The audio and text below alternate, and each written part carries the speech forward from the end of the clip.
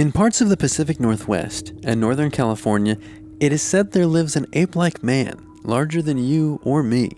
Whether you know him as Sasquatch or Bigfoot, his existence, or lack thereof, has captured the attention of millions. But is he, or could he, be real?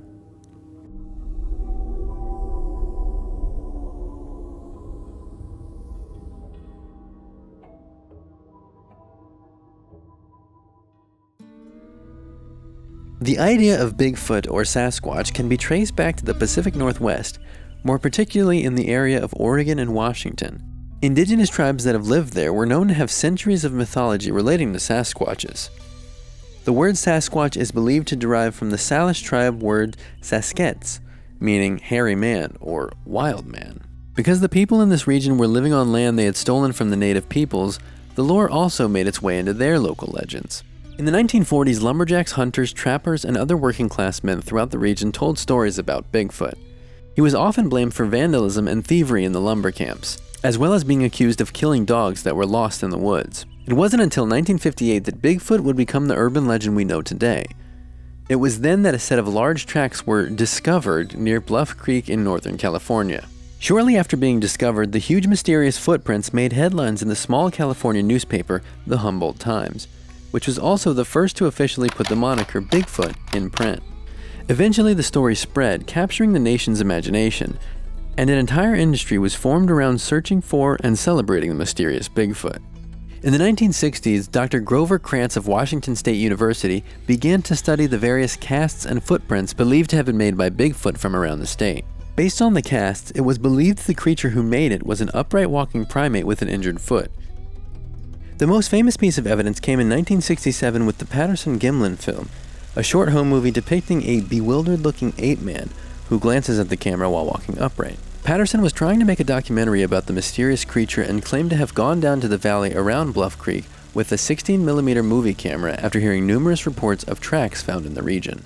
Skeptics believe the video to be of a man in a costume, and while the video has never proven to be a hoax, several people have admitted to being the person in the suit, though some defenders of the video believe the confessors are the ones not telling the truth.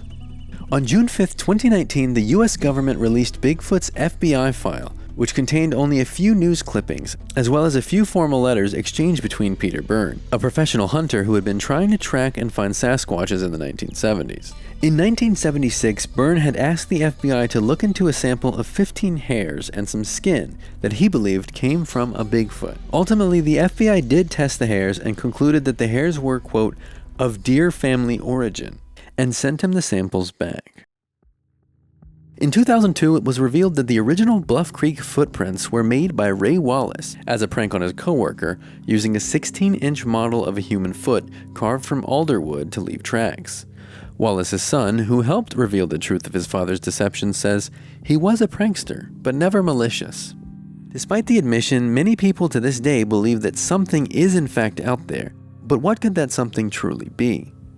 While the jury is still out on whether Bigfoot does exist, scientists have confirmed that at one point a Bigfoot-like creature might have existed and gone extinct about 300,000 years ago around modern-day southern China. Gigantopithecus would have been a 10-foot-tall large ape, weighing 400 to 600 pounds. A 2019 study found that it actually shares a common ancestor with orangutans about 10 to 12 million years ago. While some believe that there are still some Gigantopithecus in the Pacific Northwest, others claim that it wasn't nearly as agile as Bigfoot would be. But does the lack of any sufficient evidence mean there isn't a Bigfoot? Not necessarily.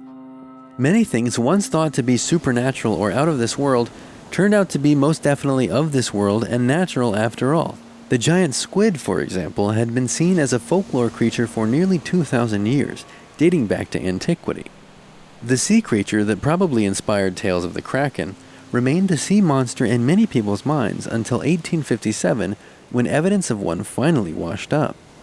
It was then that Danish zoologist Geppettus Steenstrup discovered a beak measuring 3 inches across. Steenstrup combined what he knew of maritime lore with pieces of another specimen that he had been sent to declare, quote, gigantic cephalopods whose existence has on the whole been doubted was the source of a beak this size. And it wasn't even until the 1960s that scientists were able to find a fully intact giant squid. And the giant squid isn't the only example of this happening. There are several animals that were once just local talk or folktale that were later proven to be real, including the Komodo dragon, the okapi, the platypus, and even the manatee, which was believed to have inspired mermaid folklore. And though there has never been a Sasquatch skeleton or carcass found in the wilderness, many say that it's also rare to find such examples in the cases of grizzly bears.